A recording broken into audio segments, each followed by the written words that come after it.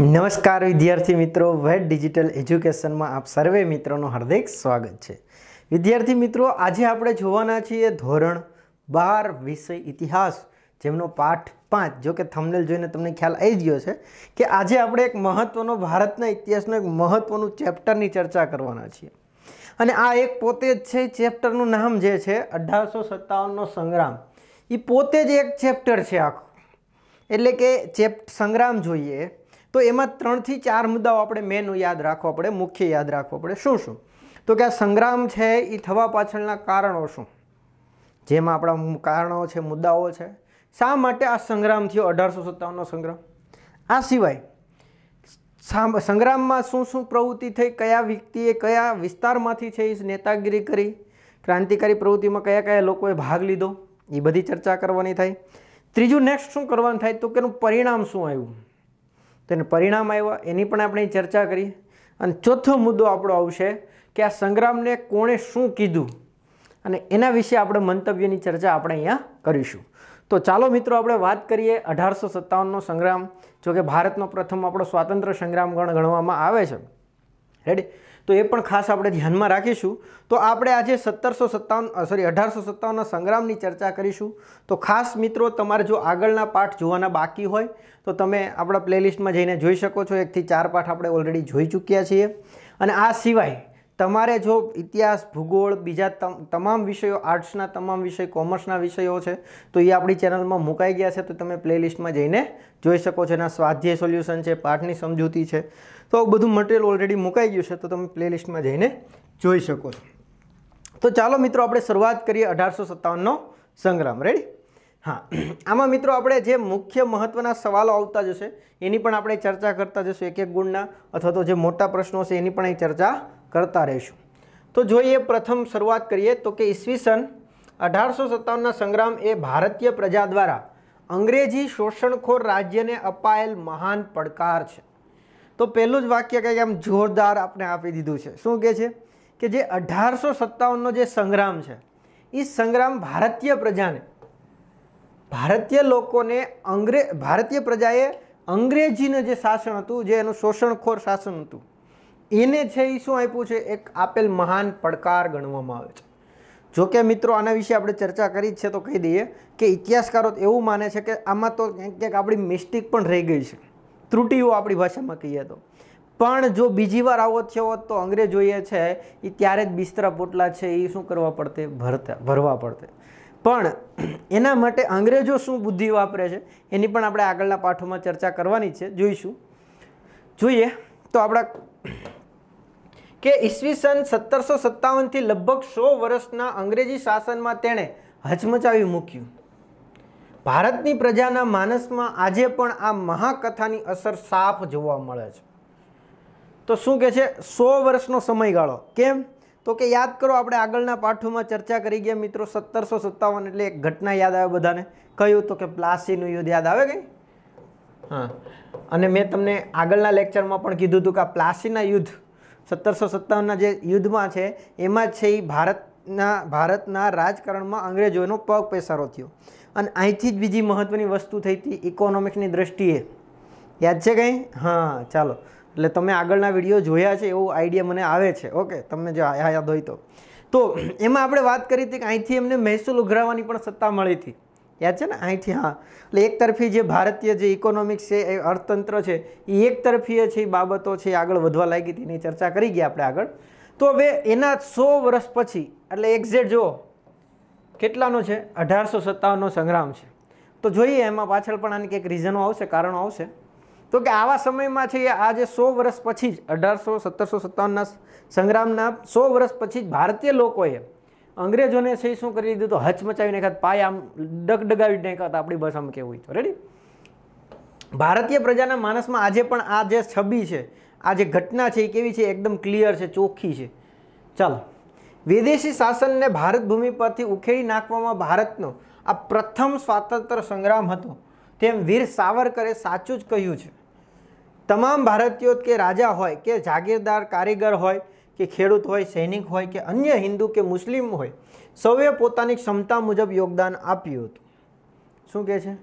તો કે આ જે છે એ વિદેશી શાસનોને ભારતની ભૂમિમાંથી ઉખેડી નાખવા માટેનો આ પહેલો જ આવો પ્રયત્ન હતો અને પહેલામાં જ હચમચાવી નાખ્યું હતું. એટલે આપણે જે પહેલો વાર હતો એ આપણો એટલો જોરદાર હતો કે ક્યાંક ને ક્યાંક અંગ્રેજોને, જો કે અમુક વિસ્તારોમાં તો અંગ્રેજોની હાર પણ થઈ ગઈ હતી. રેડી, એટલે એ પણ આપણે ચર્ચા કરીશું આગળ. એટલે આ એક પહેલો જ સ્વતંત્ર સંગ્રામ હતો અને એમાં જ છે એ પાયા છે એ ડગમગી ગયા હતા. કોના? અંગ્રેજોના. રેડી. અને વીર સાવરકરે શું કીધું છે ભાઈ કે જે આમાં છે એ લગભગ બધા જ લોકો આવી ગયા. જો કોણ કોણ? તો કે રાજા હોય, જાગીરદાર હોય, કારીગર વર્ગ હોય, ખેડૂત હોય, સૈનિક હોય કે અન્ય હિન્દુ મુસ્લિમ, સૌએ પોતપોતાની ક્ષમતા, પોતાની કેપેસિટી હોય એ પ્રમાણે એને શું કર્યું હતું? આ બળવામાં ભાગ લીધો હતો. રેડી. હા, જો કે આમાં પણ અપવાદ હોય જ છે. હા, કે ખબર છે ને, આખા ગામમાં તમે ગમે એવું સારું કામ કરતા હોય તો 2 જણા અપવાદ નીકળે છે. તો સેમ એવું છે કે આમાં પણ અમુક રાજાઓની અપવાદ છે કે જે અંગ્રેજોના પક્ષે લડ્યા હતા, પણ મોટા ભાગનો વર્ગ એ અંગ્રેજોના વિરુદ્ધમાં લડ્યો હતો એવું કહી શકાય.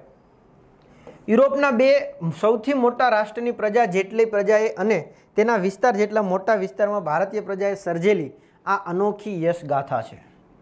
તો શું કહે છે? યુરોપના જે 2 દેશો સૌથી મોટા રાષ્ટ્રોની પ્રજા જેટલી છે એટલી પ્રજા અને એના વિસ્તારમાં જે છે એ વિસ્તાર માટે જે ભારતીય લોકોએ છે આ યશ ગાથા, કીર્તિ અપાવનારી ગાથાઓ છે એને રચ્યો છે, ઇતિહાસ રચ્યો છે. તેના શહીદ રક્તથી જાણે આઝાદીનું જંગનું રણસિંગું ફૂંકાયું. આખો દેશ એક સાથે વિદેશી શાસન, આર્થિક શોષણ, સામાજિક ભેદભાવ, લશ્કરી ભેદભાવ જેવા કારણો વિરુદ્ધ ઊભા થયેલું એટલું જ નહીં, પરંતુ તેના માટે જવાબદાર અંગ્રેજી શાસનને હટાવી દેવા કટિબદ્ધ થયો.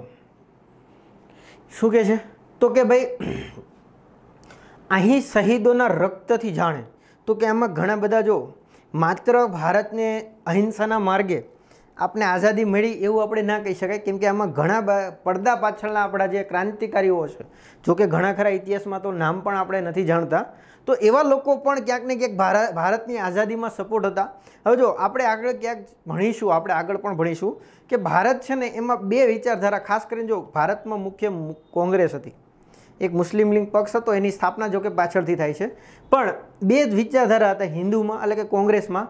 એક તો જહાલવાદી અને મવાલવાદી, આપણે ખ્યાલ હોય તો સુરત અધિવેશન આપણે ચર્ચા કરીશું આગળના પાઠોમાં.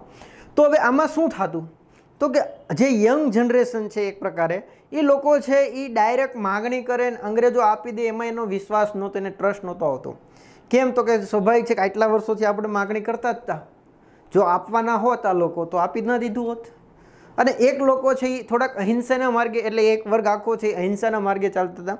હા, અહિંસાનું નામ આવે એટલે ઘણા ગાંધીજીને પ્રિફર કરતા હોય છે, નો ડાઉટ ગાંધીજી તો છે જ, પણ એ તો મિત્રો ભારતમાં એની એન્ટ્રી જ 1915માં થાય છે, પણ એ પહેલાં ઓલરેડી છે એ જહાલવાદ ને મવાલવાદ 1907થી ક્રિએટ થઈ ચૂક્યા હતા. તો એમાં પણ ઘણા નેતા છે, ગોપાલકૃષ્ણ ગોખલે છે, રાસબિહારી ઘોષ છે, હા, સુરેન્દ્રનાથ બેનર્જી છે. તો આ બધા છે એ ક્યાંક ને ક્યાંક છે, દાદાભાઈ નવરોજી, આ બધા કેવા હતા? મવાળવાદી હતા. ને એ આપણે ચર્ચા આગળ કરશું.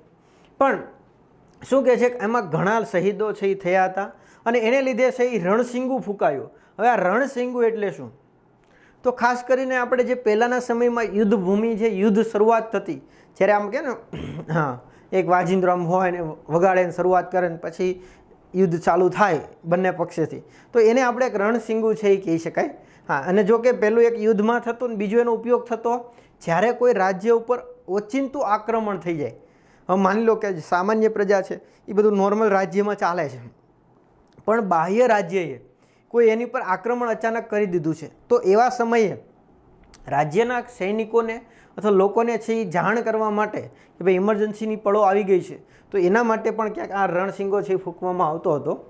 અને આખા દેશ એક સાથે વિદેશી શાસનનો, આર્થિક શોષણ, જે આપણે જે નીતિઓ અલગ અલગ હતી, આપણે જે મહેસૂલી નીતિઓ હતી, પછી સામાજિક જે ભેદભાવ હતા જે આગળના પાઠમાં આપણે જોઈ ગયા, રેડી, પછી લશ્કરી ભેદભાવ, જો કે આ પણ એક મહત્ત્વનો છે ને આપણે આગળ પણ ચર્ચા કરીશું, કેમ કે આપણો મુખ્ય મુદ્દો પણ આમનો છે એટલા માટે. તો આ હતા, એટલે આને વિરુદ્ધ ઊભા થયા એટલું જ નહીં, પરંતુ પોતાને તેના માટે જે જવાબદાર કોણ હતું? તો કે અંગ્રેજ શાસન, એને હટાવી દેવા માટે કટિબદ્ધ થઈ ગયા. ભાઈ તૈયાર થઈ ગયા કે ભાઈ હવે તો કે હવે અંગ્રેજોની જરૂર છે નહીં, એને કોઈ પણ સંજોગોમાં ભારતમાંથી કાઢવાના છે. તેણે પ્રથમ વખત જ એક વિદેશી શાસનને મૂળમાંથી હચમચાવી નાખ્યું, પરિણામે હિન્દુ સ્વાતંત્ર્ય પ્રાપ્તિ તરફનું પ્રયાણ શક્ય બન્યું। જો આપણે કે ખાસ કરીને એક વડીલો મોટી ઉંમરના હોય ને એની એક ઘણા લોકોનું તમે એક વિધાન છે સાંભળ્યું હશે। શું હશે? કે જે થતું હોય સારા માટે થતું હોય। રેડી?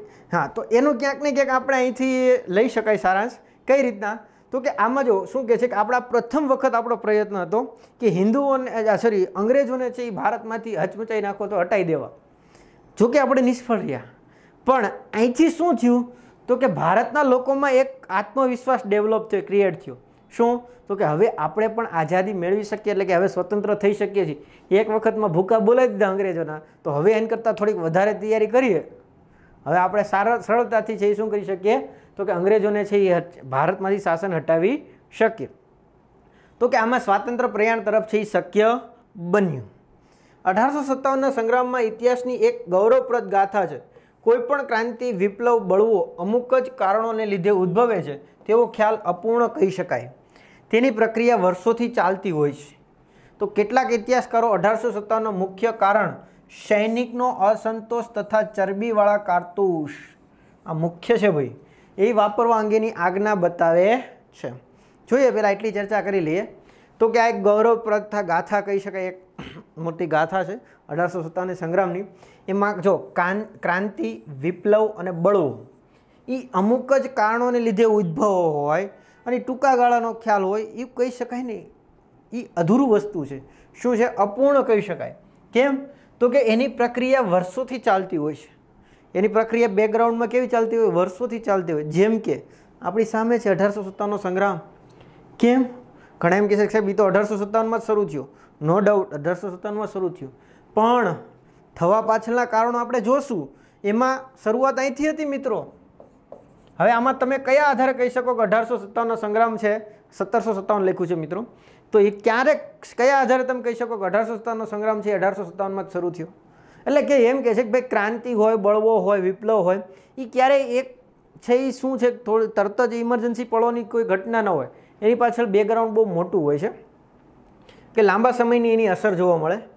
કેટલાક ઇતિહાસકારો છે એ એવું માને છે કે આ જે 1857નો સંગ્રામ હતો ને એ મુખ્ય શું કારણ હતું તો કે સૈનિકોનો અસંતોષ, અને એમાં મેન હતી ચરબીવાળી કારતૂસ, જે હમણાં આપણે જોઈએ આવશે એટલે આ બધી ચર્ચા કરશું, એટલે વધારે આપણે ડબલ વખત રિપીટ નથી કરતા। ચાલો, પરંતુ રાજકીય દમન, વહીવટ ગેરવ્યવસ્થા, લશ્કરી અસંતોષ, પરાધીનતાનું દુઃખ, આર્થિક શોષણ, સામાજિક ભેદભાવ, રંગભેદની નીતિ, રાષ્ટ્રીય સંસ્કૃતિ, ધર્મ પ્રત્યે ઉપેક્ષા, તેને ઈચ્છવાનો ઉચ્છેદનવાનો પ્રયત્ન, ધાર્મિક અસહિષ્ણુતા, શાસિતોને શાસનમાં યોગ્ય હિસ્સો આપવાનો ઇનકાર વગેરે કારણો પૈકી કોઈ એક કારણ નહીં પરંતુ અનેક કારણો છે એ આ સંગ્રામ ઉદ્ભવ્યો છે। હવે ખ્યાલ આવ્યો કે આપણે જેમ આમાં ઘણા ઇતિહાસકારો એવું માનતા હતા કે ભાઈ માત્ર શું છે તો કે જે સૈનિકોનો જે અસંતોષ છે, ચરબીવાળા કારતૂસ છે એને લીધે આ સંગ્રામ ઉદ્ભવ નહીં, કેમ કે માત્ર આમાં ખાલી સૈનિકો જ નહોતા જોડાણા। પાછા આપણે આગળ ચર્ચા કરી ને ભાઈ હિન્દુ, મુસ્લિમ છે, સૈનિકો છે, ખેડૂતો છે, સ્ત્રીઓ છે, બાળકો છે, તો આ લોકો બધા જોડાણા હતા। સ્વાભાવિક છે, રાજા છે, જમીનદારો છે, આ બધા જ જોડાણા હતા। તો બધાને ક્યાંક ને ક્યાંક અન્યાય થયો હશે તો જ એના વિરોધમાં આવશે, કોમન છે। તો જો આમાં શું કહે છે કે રાજકીય દમનો જે પણ કરવામાં આવ્યા હતા અંગ્રેજોના સમયમાં, જે ફરજિયાતપણું જે છે ગળીના વાવેતર કરવામાં આવતા, એના કોન્ટ્રાક્ટ લખાઈ લેવામાં આવતા હતા, એ બધું જે છે।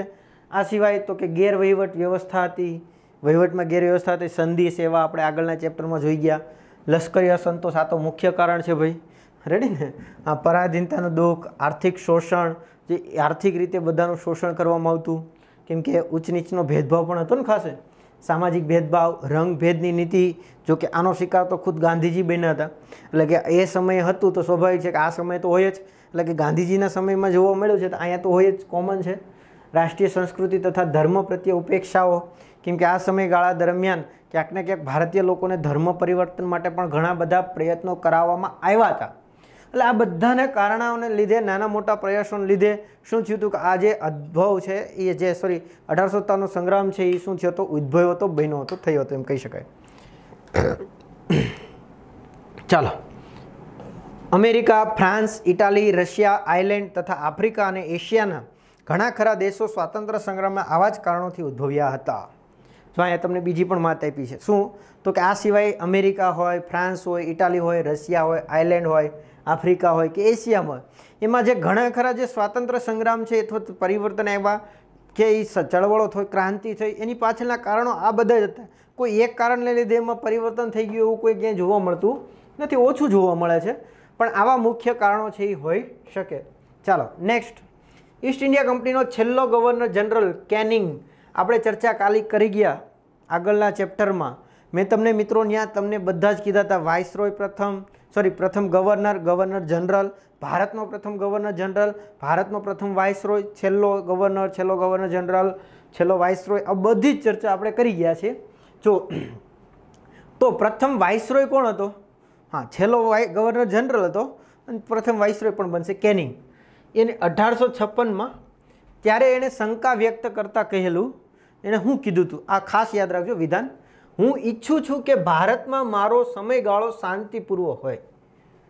હું એ નથી ભૂલી શકતો કે ભારતનું આકાશ અત્યારે શાંત છે, પરંતુ ક્યારે નાનું વાદળું ભલે એક હાથ માપનું કેમ ન હોય, પરંતુ તે નિરંતર વિસ્તૃત થઈ ફાટીને આપણને બધાને ભરખી શકે છે. શું આખું સ્ટેટમેન્ટ છે આ તમને 1 ગુણમાં સવાલ અથવા તો કોમ્પિટિટિવ એક્ઝામમાં પણ આ પ્રશ્ન પૂછાય. તમને આખું સ્ટેટમેન્ટ આપી દેશે અને આ કયા ગવર્નરનું છે, પછી અહીંયા ડેલહાઉસી, કોર્નવોલિસ, વેલેસ્લી, કેનિંગ. હવે કેનિંગને તો જોઈને જ આપણે કાઢી નાખીએ, કેમ તો કે આ તો ભાઈ શાંત માણસ હતો, નબળો માણસ હતો. તો ધ્યાન રાખજો, એમનું જ આ વાક્ય છે, વિધાન છે.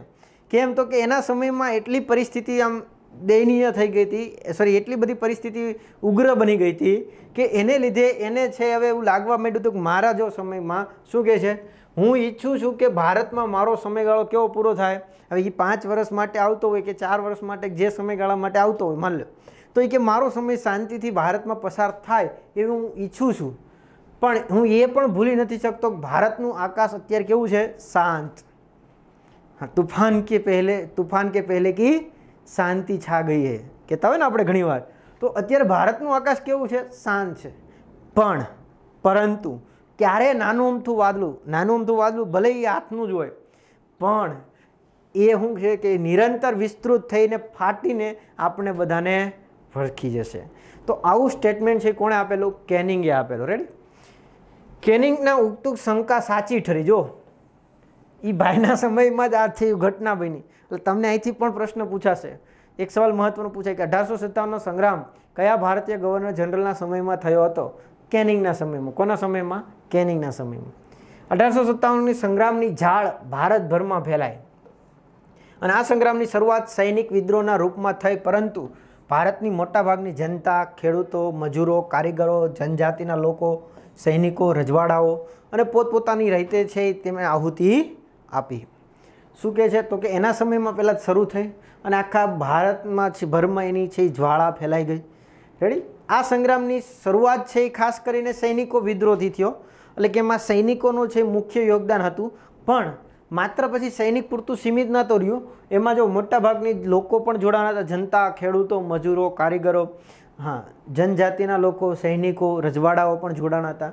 આ બધાએ પોતપોતાની જેટલું બનતું યથાસંભવ જે કામ હતું એ બધાએ પોતે યોગદાન આપ્યું હતું. રેડી? તો આ રીતના છે આપણો 1857નો સંગ્રામ છે એની શરૂઆત થઈ હતી.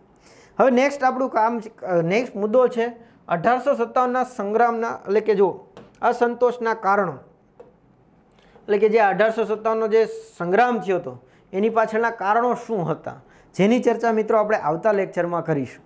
તો આ વિડીયોમાં આપણે અહીં સુધી રાખીએ. Thank you. જય હિન્દ, જય ભારત, અસ્તુ.